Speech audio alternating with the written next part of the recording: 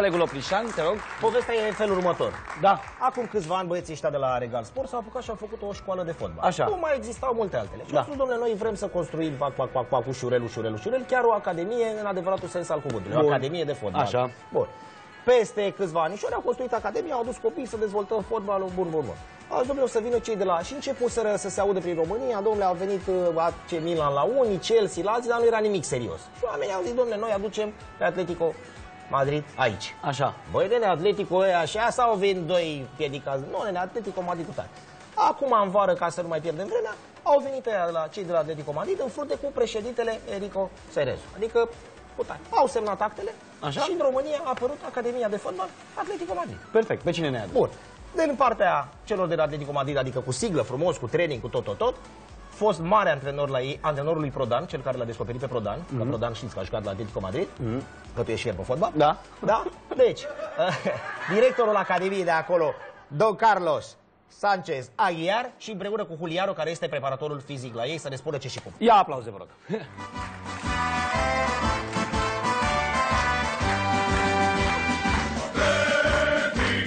Hola, buenos días. Por favor. Hola. Por favor. Hola. Domnul Carlos Sanchez Aguiar, cel care l-a descoperit pe Prodan. Da. Para los colchoneros, ¿no? Bucarest será siempre recordado como una ciudad muy interesante, ¿no? Muy bueno.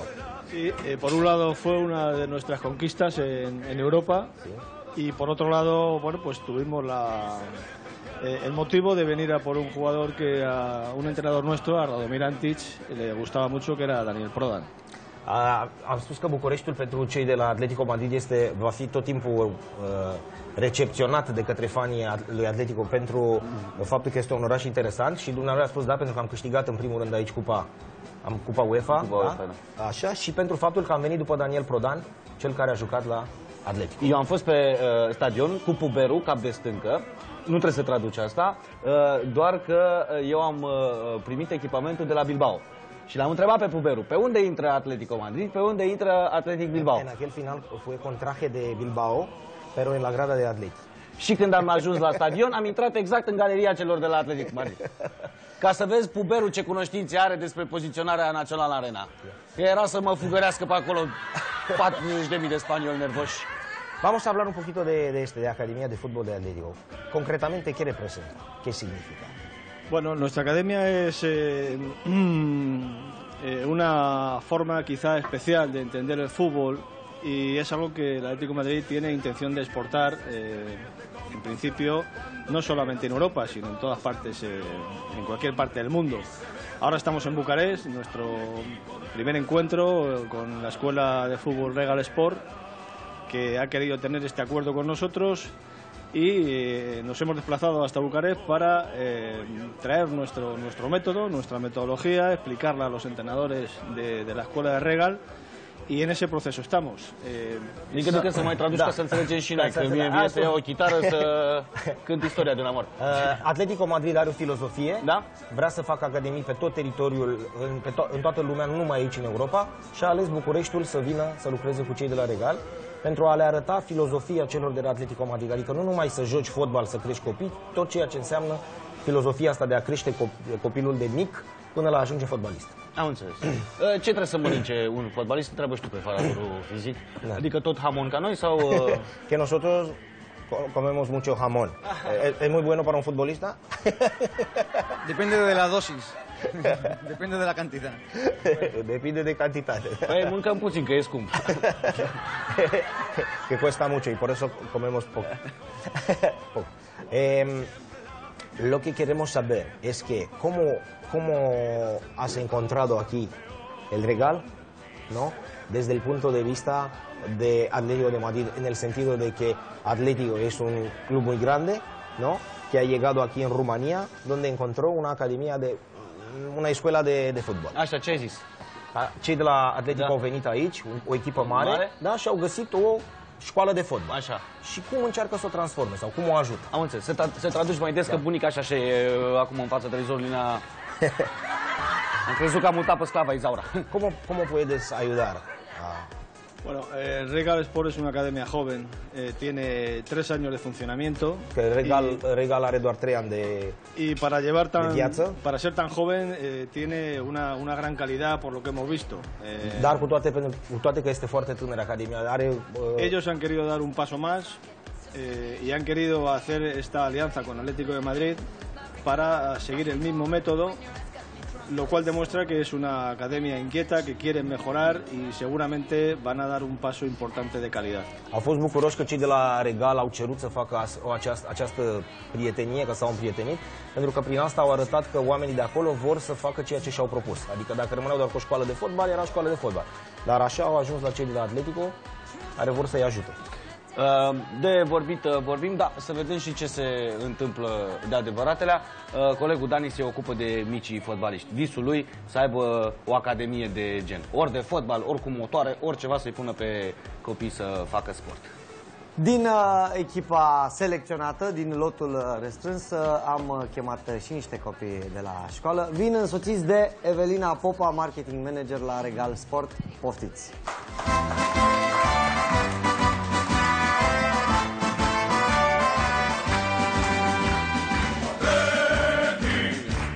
Evelina, e bine tu să stai în picioare lângă copii. Regia a zis că e mai bine să stai în picioare, da. Uite, flanchează-i. Neața, copii, hai să facem un pas în față. Și încă unul. Pero uno está lesionado, ¿no? Băi, eu am văzut multe ghete de fotbal la Dani în sacoșă, dacă asta n-am văzut. Se joacă în clăpari? Mucho tipo de botas de fútbol, pero como... Cum? Dați-mi și mie un pic microfon. Este una specială. E unică, nu? Da. Ce ai făcut? O întorsă. O întorsă. De la ce? De la somn?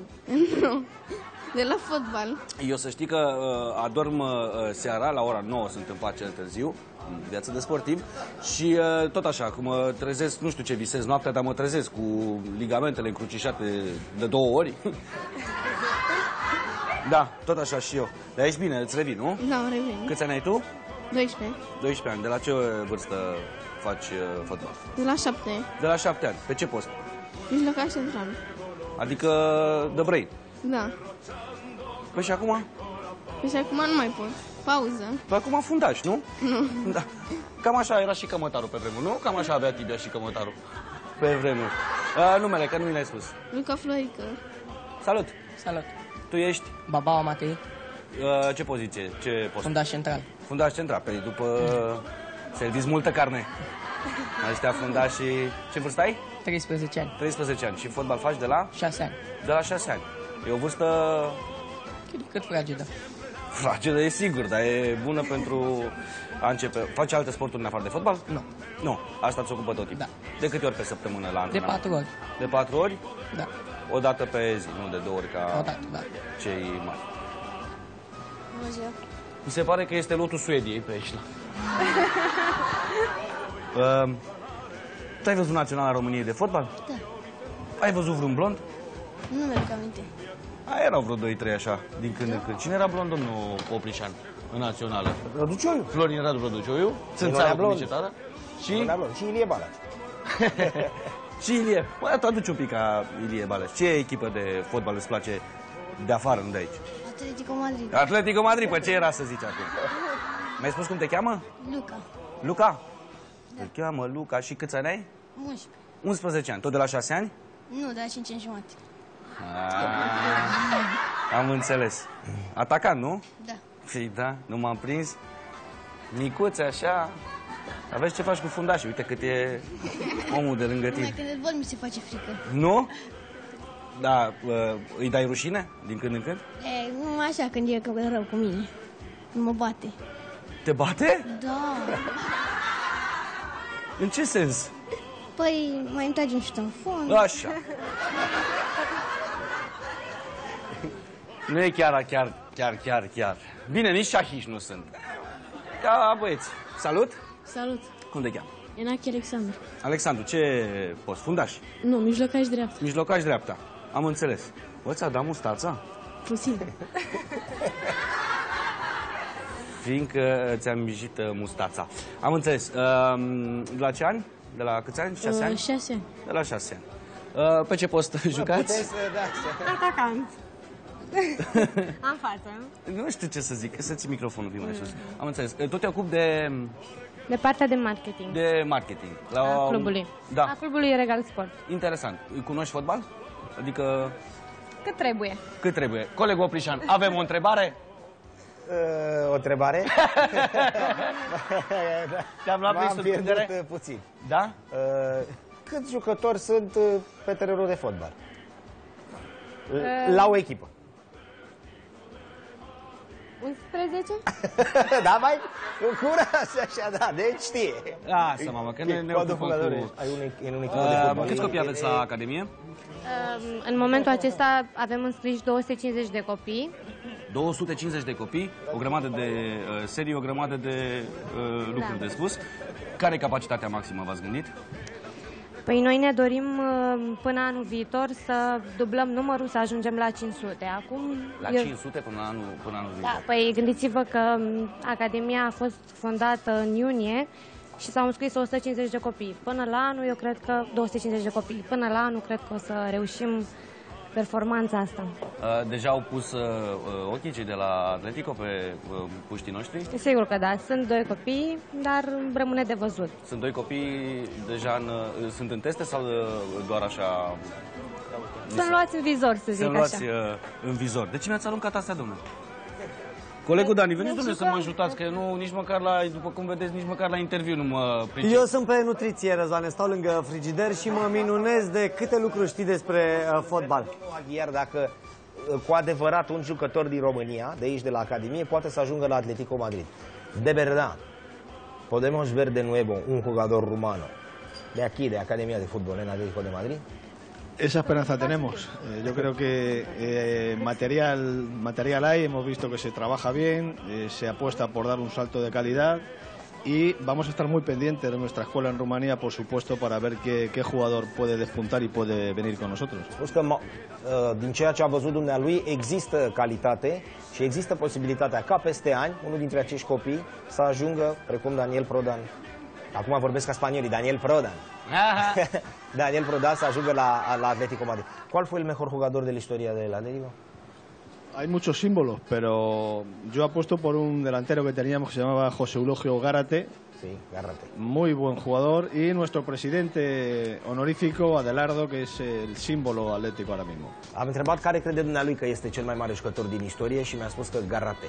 E un jucător mai puțin cunoscut pentru că e mai bătrân, mai vechi, dar pentru dumnealui Gárate e cel mai mare jucător din istorie. Eu de frică stau aici, Cătăline, pentru că mie că mă văd domnii ăștia și mă iau direct la echipă. Am 34 de ani, mi este destul de dificil. Que juega muy bien fútbol y está un poquito nervioso. În zilele noastre copiii au un instrument în plus la dispoziție și anume internetul. Ei învață mai multe jumbușuri. Număr de telefon. Și 2 poze. Și 2 fotos. Copiii au internetul la dispoziție și învață evident altfel fotbal decât noi. Eu întâlnindu-mă pe multe terenuri cu ei, în primul rând întreb, bă, de ce nu te tungi? Și 2 văd tot felul de jumbușuri. Vreau ca fiecare să-mi arate, chiar și tu, schema lui preferată. Dacă aveți vreun jumbușluc de pe internet, ceva... stângaci băiatul și atunci n-are probleme. Exact. Nu, păi e dreptaș dacă s-a văzut. Fiecare, dacă are vreun fel de a ridica mingea, de a o arunca peste el, aveți ceva în cap, în poziționare? Încep eu? Da. Hai să vă dau o idee. Nu e că mă văd domnii ăștia și cine știe, stai să văd. Deci, uite, de exemplu, pasă pe camera 1, da? Da. Atenție, băi, sunteți atenți să nu mă copiați. Da. Bine, eu, asta e ridicarea mea a mingii. Non tengos de ghetas. Pusă la mine, pasă la doamnele, da? Hop! Asta e la...